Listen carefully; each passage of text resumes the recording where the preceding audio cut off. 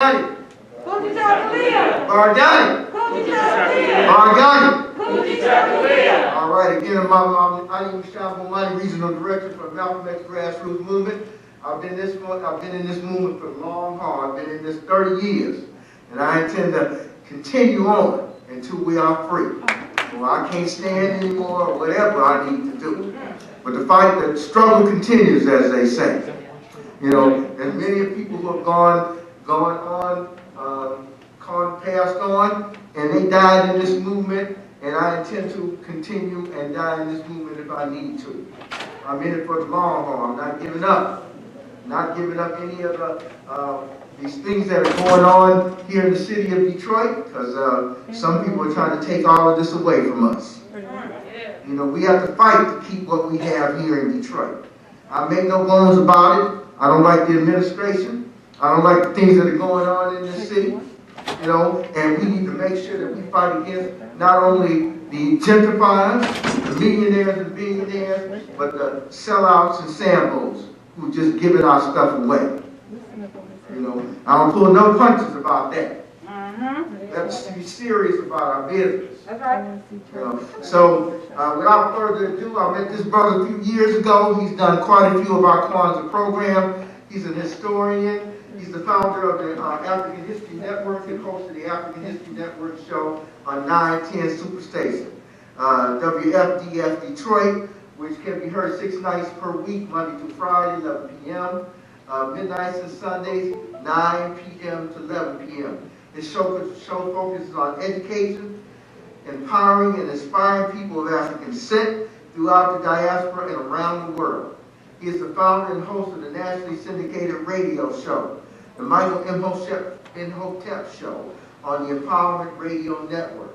He is a talk show host, researcher, lecturer, writer, and historian. He has guest hosted national radio shows, including the More Valentine Show and the Roland Martin Show. He's currently a weekly panelist on the daily digital show, Roland Martin Unfiltered, every Friday. His motto is, right knowledge corrects wrong behavior. Right knowledge corrects wrong behavior. He is a jewel here in Detroit. I'm glad he's here in Detroit because he gives out so much historical information, talks about the greatness of African people. Hopefully y'all know what the greatness of African people. We were here first. We were here first. Yes. You know, and we are going to continue to be here. We say we don't die, we just multiply. All right, without further ado, Michael Imhotep, let's give him a hand.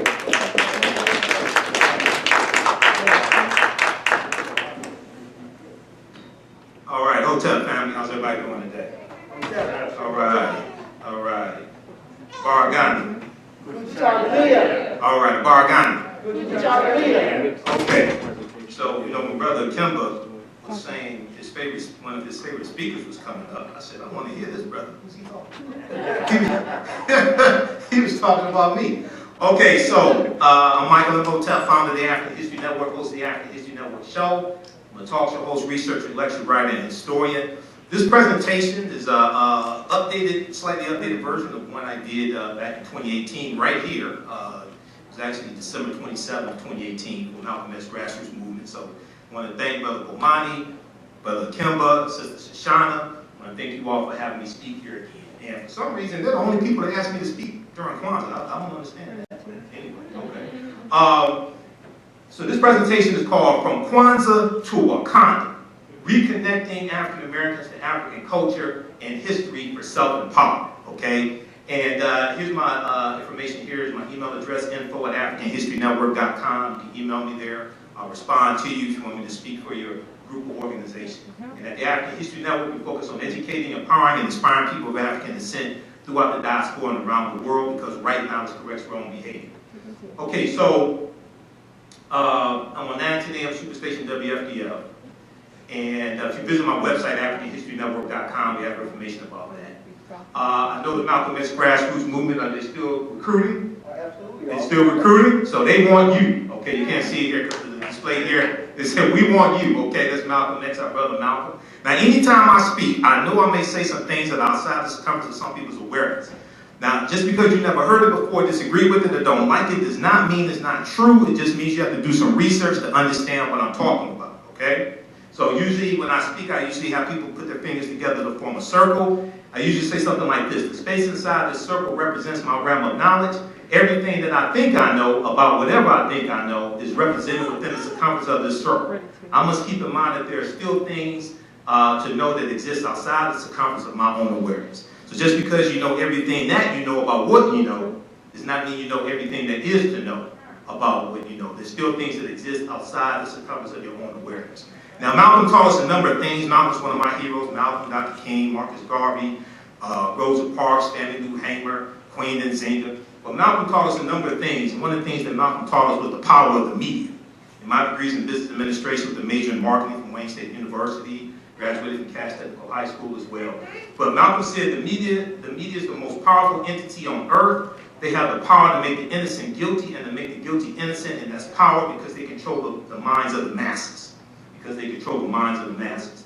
Now, I'm going to show this brief clip of Malcolm X, and I like to show this at presentations like this because it's about a 59-second, well, it's about a 2-minute clip. But Malcolm asked the question of who are you? And what Kwanzaa does is reconnects us to our African history and African culture. Because in this presentation, what I do is show you some of the African roots of Kwanzaa. Okay, and a lot of people don't understand this history. Okay, now this is Malcolm. Let's see. Let's press play back here. Nope. Press play. It should play. Okay. All right. If it's not playing, Malcolm asked the question: who are you? You don't know. Don't tell me Negro. What were you before the white man named you a Negro? Where were you and what did you have? What language did you speak? Okay. What was your name? It couldn't have been Smith or Jones or Bunch or Powell. That wasn't your name. They didn't have those type of names where you and I came from. What was your name? And what happened to you? Why don't you know now what your name was then? What happened to your history? What happened to your culture? What happened to your land? What happened to your history? What method did the man use to make you as dumb as you are right now? So this is what Malcolm was saying. Then the next clip is Malcolm, March 29, 1964, delivering the Ballad of the Bullet, where he uses the term African Americans. Because for some reason people think Jesse Jackson created the term African American. No, Malcolm uses, you read Malcolm's speeches. He uses the term, we used the term in the 1960s. One of my teachers, Professor James Small, told me personally, we were using the term African Americans in the 1960s. The earliest recorded usage of the term African American dates back to about May 1782 in Philadelphia, Pennsylvania. The New York Times has 2 articles dealing with this. All right, now, Kwanzaa answers the question of who are you? The question that Malcolm was asking us. Who are you? Who are we? It answers the question of who are we by reconnecting many African Americans to our history and culture.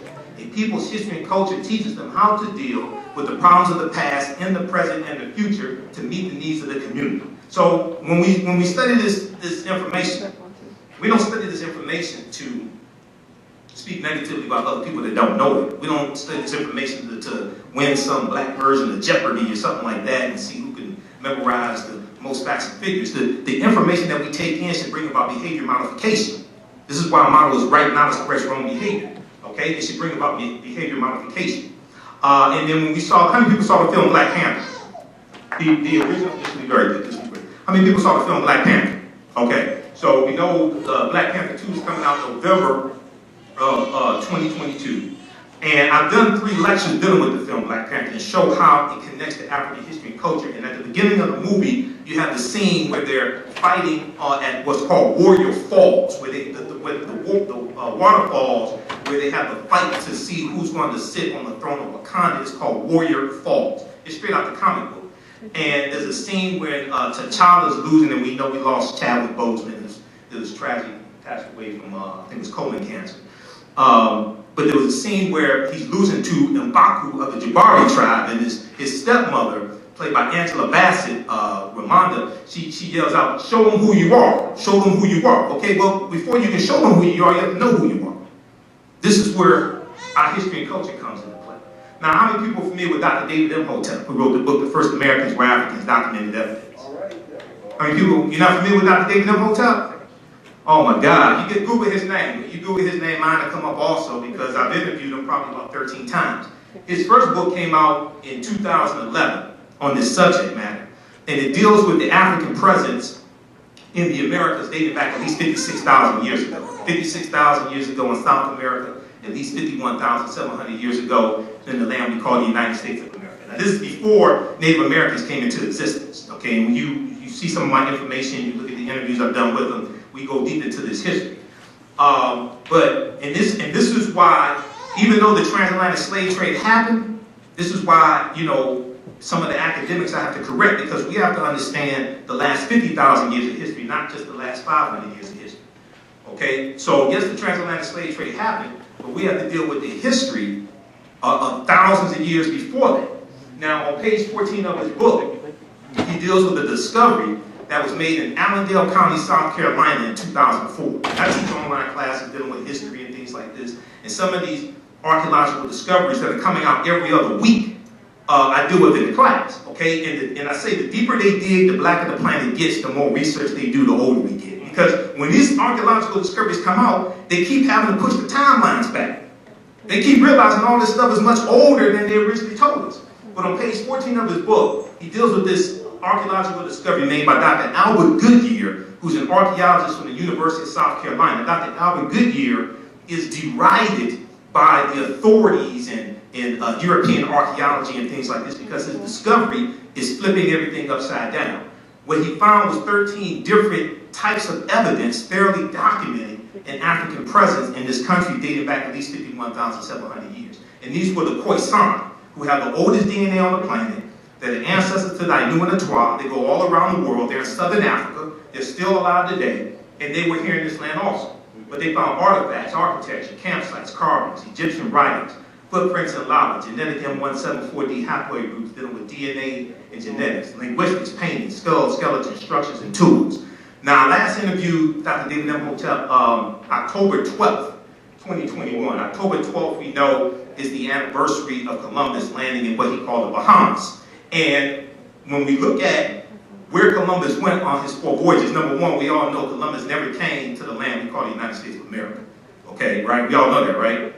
Y'all know that. That ain't everybody saying. Y'all said Kujichagulia, y'all said Kujichagulia the other day. Go look, don't take my word for it. Proper documentation is all conversation. I can show you what white historians will show you. Go to history.com, okay? And look up Christopher Columbus. It shows you where he went on his 4 voyages. The closest he came to this land we call the United States of America was Cuba, which is 90 miles away. But he goes into Cuba, Hispaniola, the western third of the island of Hispaniola is where Haiti is. He goes into Puerto Rico, Honduras, Panama. But a lot of the countries that he conquered on behalf of the Spanish crown are still in turmoil today. And we've heard Puerto Rico on the news. We definitely heard Haiti in the news. Things like this. They're still in Cuba. They're still reeling from being conquered over 500 years ago by Columbus and the Spanish crown. Now, this article right here, this is just a brief summary of it. Read this article, okay? As one of my teachers, Professor Kabahaya Kamane says, you don't have to believe a word that I say, go do your own research, okay? Proper documentation ends all conversation. Read this article. New evidence puts man in North America 50,000 years ago. This article is from November 18, 2004. It's from ScienceDaily.com. ScienceDaily.com is a scientific website. They have all types of scientific discoveries, archaeological discoveries there, things like this. The article is still there because I show this in my classes when I teach. They're talking about Dr. Albert Goodyear's discovery. This is Dr. Albert Goodyear. He's an archaeologist from the University of South Carolina. The summary says, radiocarbon tests of carbonized plant remains where artifacts were unearthed last May along the Savannah River in Allendale County by University of South Carolina archaeologist Dr. Albert Goodyear indicate that the sediments containing these artifacts are at least 50,000 years old, meaning that humans inhabited North America long before the last ice age. So his discovery just totally flipped everything upside down. And what we have to understand is that, you know, a lot of people talk about the 1619 project. Okay, well, there's some good there, there's some historical inaccuracies there, there's some good there, but the Spanish were taking Africans into the territory we call South Carolina and Georgia in 1526. That's 93 years before 1619, last time I checked. People don't even talk about that. Juan Garrido, the Spanish conquistador, who was born in West Africa in 1480, came into Florida with Juan Ponce de Leon, the Spanish conquistador, in 1513. That's before 1619. And this is where you get the name Florida. That came from, that's in reference to flowers in Spanish coming from Juan Ponce de Leon. So this was our land stolen from us. When we actually study this history, we would have a seismic shift in the conscious level of African people in this country, 50 million African people, when we realized that this was our land stolen from us. Okay. Some people sound scared. Are y'all okay? Yeah. All this stuff is fairly documented. This ain't just me saying it. All this stuff is fairly documented. See, now, yes, slavery existed, but see, I got into this conversation, somebody called this on my show and said he's a descendant of slaves. I said, weren't the slaves free? December 6, 1865, when Georgia ratified the 13th Amendment, challenged slavery in it, weren't the slaves free? When you go study Reconstruction, 1865, 1877, I teach all this history. When you go study Reconstruction, they had organizations, they had like the Freedmen's Bank. It wasn't called the Slave Bank. It was the Freedmen's Bank. They had the Freedmen's Bureau. It wasn't called the Slave Bureau. They were calling themselves former slaves, ex-slaves, freedmen, black freedmen Indian treaties of 1866. I said, why do some of us, now they don't do it intentionally, but why do some of us try to put our ancestors back into a condition that one, they were freed from, two, many of them took up arms to free themselves from? Because when you go study the Civil War, there's about 200,000 African Americans who served in the Civil War, took up arms to fight against their former slave masters.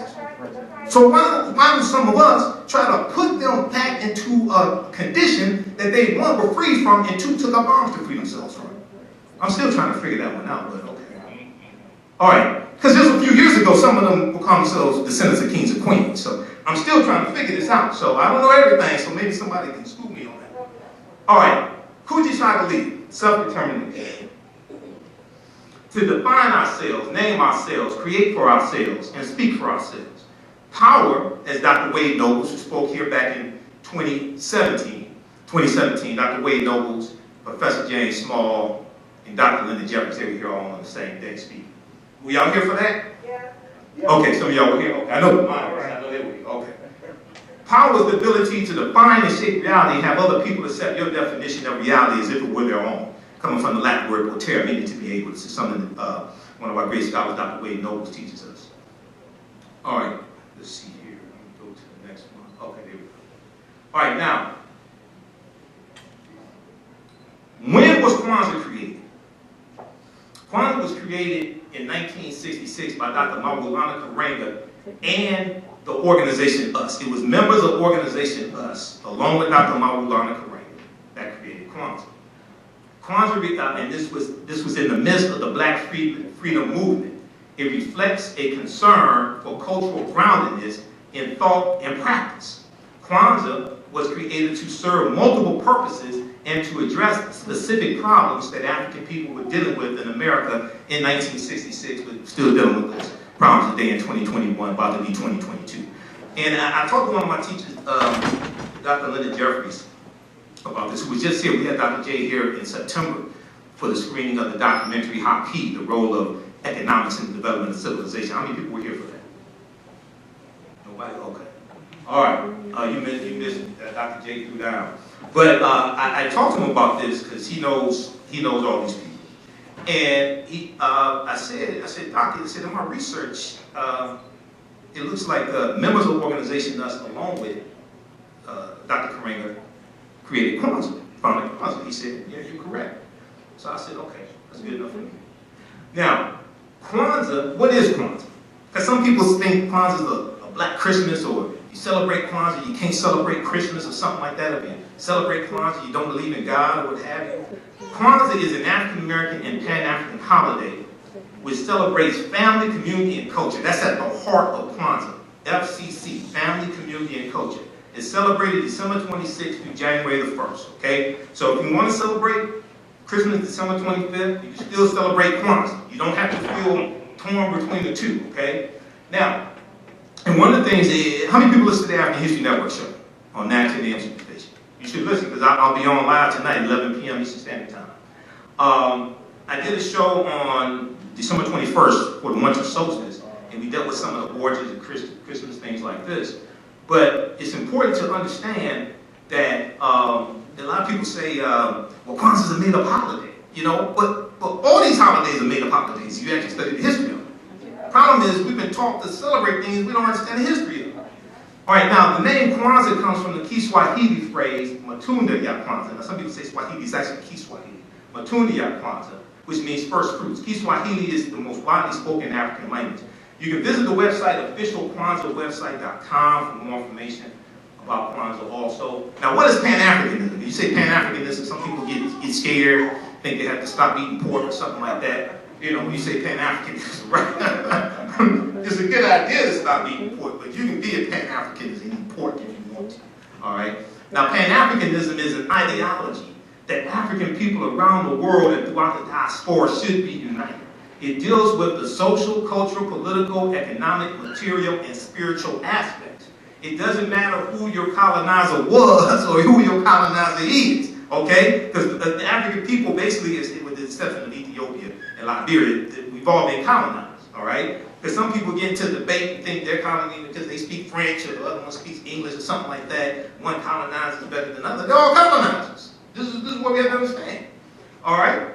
Now, Pan-Africanism teaches that the fate of African people worldwide is intertwined, and we share not only a common history, but a common destiny. We share not only a common history, but a common destiny. For more information on Pan-Africanism, one good source, and it's a good basic source, Pan-Africanism for Beginners by Sid LaMail, pages 11 through 13. Then other sources, of course. But this is one I read back in college, like, I graduated in 94, so it was like a long time ago, but I still have the book. All right, now what are first fruit celebrations? Okay, because this ties into the African origins of Kwanzaa. A lot of people think that, oh, okay, Kwanzaa is just some just totally new, made-up stuff and just new traditions, etc. But no, it's rooted in first fruit harvest celebrations practiced in Africa. Now, first fruit celebrations have taken place in African history going back to ancient Kemet. Can you say Kemet? Kemet is one of the original names for Egypt. Egypt is not what we call it. Ta-Nehesi or Ta-Seti, or what the Greeks called Nubia. All right? Now, first fruit celebrations occur in ancient and modern African civilizations, such as among the Ashanti of Ghana. Can you say Ashanti? The Yoruba of Nigeria. Can you say Yoruba? All right. Now, we can also find first fruit celebrations in large African empires, like amongst the Zulu or Amazulu of South Africa, and smaller societies in southeastern Africa, like the Matabele, the Fanga, and the Vega. Kwanzaa builds on 5 fundamental activities of continental African first fruit celebration. So this is borrowed from these different practices from different first fruit harvest celebrations in different African cultures. Kwanzaa builds on 5 fundamental activities of continental African first fruit celebrations: ingathering, reverence, commemoration, recommitment, and celebration. For more information, how many people know that Dr. Maulana Karinga wrote a book on Kwanzaa? Yeah. Okay, so as I read his book, I do research, I read his book. All right, pages, this is page 16 through 17. The African American holiday of Kwanzaa, a celebration of family, community, and culture. Because he goes deep into it. I also wrote an article a few years ago dealing with Kwanzaa and the origins and things like this. Okay. Now, when we look here briefly here at some of the African roots of Kwanzaa, in ancient Kemet, the festival is called Pert in Men, okay, in the metal net, okay, what the Greeks call the hieroglyphics, or the coming forth of men, which was seen as a reaffirmation of the harmonious interlocking of the divine, natural, and human, or social, among the Zulu or Amazulu. And in the film Black Panther, we see 11 different African cultures represented. We see the Amazulu, we see the cultures from Namibia, Nigeria, all that, the Mercy from Ethiopia, all that's represented in the film Black Panther. Now, among the Zulu or Amazulu, it was called Umkosi. Among the Swazi, it was called Ingwala. Among the Matabele, Inchwala. Among the Ashanti, it had various names as well. Among the Yoruba, various names depending on the region. Okay, now the Ashanti or Yoruba festivals are usually referred to as the New Yam Festival, Y-A-M, the New Yam Festival, which is the time of harvesting the first yams.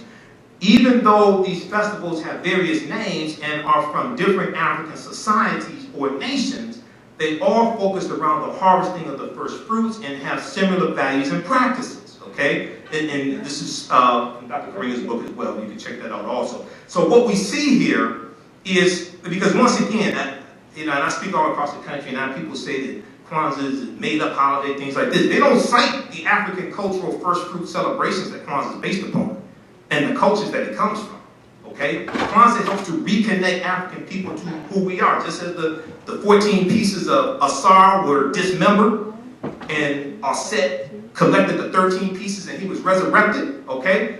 This history and culture helps us to remember, helps us to put those pieces back together and come alive again. All right, now, as I said before, you know, a lot of people, and this is not to offend anybody, but a lot of people say, oh, Kwanzaa is made up holiday. If you study the history of all the holidays are made up holidays, okay? Everything from Easter, Christmas, Thanksgiving, St. Patrick's Day, Cinco de Mayo. Cinco de Mayo is celebrated more in the U.S. than it is in Mexico. Cinco de Mayo is not Mexico's Independence Day. That's celebrating a minor battle in 1862 where 2,000 Mexicans held off 6,000 French, okay, in the war that was going on. The 4th of July as well, that's made up too, okay? I'm not saying things didn't happen. I'm saying there was a time where they didn't celebrate it. It's something made up, okay? Dr. Musa who wrote the book African People and European Holidays and Mental Genocide, called it the 4th of July, all right? Valentine's Day, all these are made up holidays, okay? You can celebrate them if you want to, but I think it's important, especially for African people, to understand the history of what it is we've been taught to celebrate. Because a lot of times we participate in things and don't know what we're doing, okay? And then when we ask people, well, why do you do this? Why you do it? Well, my parents taught me, or my teachers taught me, or something like that, okay? How many people read African People and European Holidays and Mental Genocide? This is book 1. He has a book 2 by Dr. Musa How many people read it? Not one person clapping?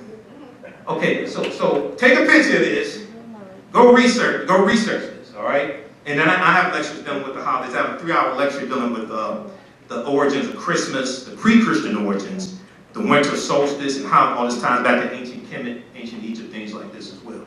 This is Bantu Stephen Biko, one of our great South African freedom fighters who died in 1977 from injuries he suffered from South African police. He was betrayed by Denzel Washington in the 1987 movie Cry Freedom. He said, the most potent weapon in the hands of the oppressor is the mind of the oppressed. The most potent weapon in the hands of the oppressor is the mind of the oppressed. We have to take our minds back. We know just yesterday, we know we lost Bishop Desmond Tutu as well. Very quickly here, if we look at the, okay, very quickly here, to connect this to the film Black Panther, I'm going to skip through some of this, right? And so the character of Black Panther, T'Challa, was introduced July 1966 in Fantastic Four, issue number 52, okay? It wasn't because of the Black Panther Party for Self-Defense. They weren't found until October 1966. But in the issue, he says at the end, it was a two-part issue. He said that I am, as you see, hereditary chieftain of the Wakandans and perhaps the richest man in all the world. So when the movie came out, now this is Mansa Musa, Emperor of the Mali Empire, who became Emperor in 1312 AD. There was an article from History.com, the official website of the History Channel, when the movie Black Panther came out. And it talked about the richest man in the world. And it talked about Mansa Musa, but it connected it to T'Challa in Black Panther. Okay? And it said, this is an excerpt from the article, it says, in the vast fictional universe or Marvel Comics, T'Challa, better known as Black Panther, is not only king of Wakanda, and Wakanda is a real word, okay? Wakanda is a Bantu word, but Wakanda is also in Native American languages, Omaha, Ponca, and Sioux Indian languages. It means possesses secret powers. And in Wisconsin, there's a Wakanda water park as well, okay? Because I did a lot of research to prepare for the lectures I was doing on the film Black Panther. Now, T'Challa is also the richest superhero of them all. And although today's fight for the title wealthiest person alive involves a tug of war between billionaire CEOs, the wealthiest person in history, Mansa Musa, has more in common with Marvel's first black superhero. Okay, now, Mansa Musa became ruler of the Mali Empire in 1312 AD, or Common Era, taking the throne after his predecessor, Abubakar II, for whom he had served as deputy, went missing on a voyage he took by sea to find the edge of the Atlantic Ocean. Mansa Musa's rule came at a time when European nations were struggling due to raging civil wars and a lack of resources. Okay? Because this is right before the bubonic plague. The Black Death hits in 1347 and hits in spurts from 1347 to 1400, and Europe loses between 1/4 to 1/3 of their population. Now, during that period, the Mali Empire flourished thanks to ample natural resources like gold and salt. Read this entire article here. This 14th century African emperor remains the richest person in the world. This is from March 19, 2018. This is from history.com. This is what white people are telling you. Okay? All right. So, and then this is information here on Wakanda as well. Wakanda is a real word. Also means possessing secret powers. I'm going to wrap it up with this here. Visit our website, AfricanHistoryNetwork.com. AfricanHistoryNetwork.com. I teach online classes Saturdays and Sundays. On Sundays, it's a 10-week online course, Ancient Kemet, the Moors, and the Ma'afa. Understanding the transatlantic slave trade, what they didn't teach with school. We deal with thousands of years of history, and what leads up to the transatlantic slave trade taking place. We do the classes live. All the sessions are archived, they're recorded. You can go back and watch it any time. So as soon as you register, you can watch the class we did last week. And you still have access to the full class even after the course is over. So in September 2022, if you want to go back and watch the full class, you can. Then the other class I teach on Saturdays, 12 noon to 2 p.m. Eastern Standard Time, a 10-week online course from the Civil War to the Civil Rights Movement and Black Power, 1865 to 1968. And we look at first what leads up to the Civil War taking place, starting in 1803 with the Louisiana Purchase, and then we go through and look at that history through 1968. So each class we go through and analyze approximately a 10, 15, maybe 20-year period of time. It's a visual presentation as well. So visit AfricanHistoryNetwork.com. Then you can email me through the website or email me at TheAHNShow@AfricanHistoryNetwork.com. So I'm going to wrap it up there and say Wakanda forever. Thanks for your support. Baragani, Asante Sana, Michael Imhotep. Peace. And I'll be a vendor here Wednesday, Friday, and Saturday also out front. All right, thank you. All right. Let's give him a big hand. That is my brother here in Detroit. Kwanzaa is coming, and the KwanzaaShop.com has all of your Kwanzaa needs. Order your Kwanzaa set today, which includes a kinara, candles, a mat, a cup, the African American flag, and a basket. Visit the KwanzaaShop.com, thekwanzaashop.com. They have kinara sets, which include a candle holder, candles, a mat, and a cup. Kwanzaa is December 26th through January the 1st. Add the early bird discount code for 10% off your order placed before November 28th. Visit thekwanzaashop.com and place your order today. TheKwanzaaShop.com has all of your Kwanzaa needs to celebrate this African American Pan-African holiday. TheKwanzaaShop.com.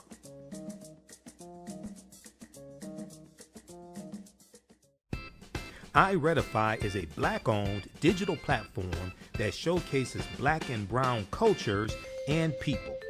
The books on the platform are written by African American authors, Afro-Caribbean authors, African authors, and so much more. Kids 14 and under can read ebooks, listen to audiobooks, and complete learning activities. Kids can even write in the books digitally. Get unlimited access to everything on the platform for only $8.99 a month at iRedify.com. Sign up for your membership today. Mental health and well-being have long been a taboo subject in the so-called African American community. So I enlisted the help of mental health experts, thought leaders, and activists to help kill the ghost of Willie Lynch and heal from post-traumatic slave syndrome. We experience trauma a lot of times on a subconscious level. So sometimes something happens to us and we know that it's traumatizing, but we don't really recognize the extent of the trauma. African Spirit Cards specialize in the design and printing of high-quality African-centered note cards and stationery. African Spirit Cards breathes and rejoices in the African and African American experiences. They honor our African heritage and all that they do for you by proudly displaying the great motifs and ornamentations of the African world diaspora. They use African images, African proverbs, and many African languages to fully immerse their clients in the wisdom and history of and the connection to Africa. They understand the importance of having images around us that reflect who we are. These images also illustrate where we came from and what we desire to be. They are here to serve you. Follow them on Instagram at African Spirit Cards, that's African with a K. They have a wide selection. Check out their holiday selection at etsy.com/shop/African Spirit Cards. That's Etsy, ETSY. You can give them a call at 313-995-3579, 313-995-3579. You can email them at janeldesigns@africanspiritcards.com. That's JANAL designs@africanspiritcards.com and place your order today. Come and travel with me to a time long ago and place far away. You will experience high adventure and excitement. You are fighting alongside an ancient army in fierce battle. Feel the exhilaration of struggle and final conquest. My name is Meninkere, and I am both a prince and a priest in one of the most advanced civilizations humans have ever produced. I want you to ride with me in my chariot as I slay the barbarians who have come to invade my land.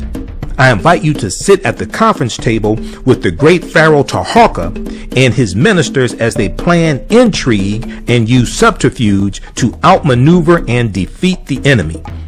Come back with me to the land of your ancestors, to the beautiful land of Kemet. So open the pages of this book and begin the adventure. Find out what happens in the book Meninkere Battles the Assyrians in the Nile Valley from author Makari Jones. Get your copy today at Amazon.com.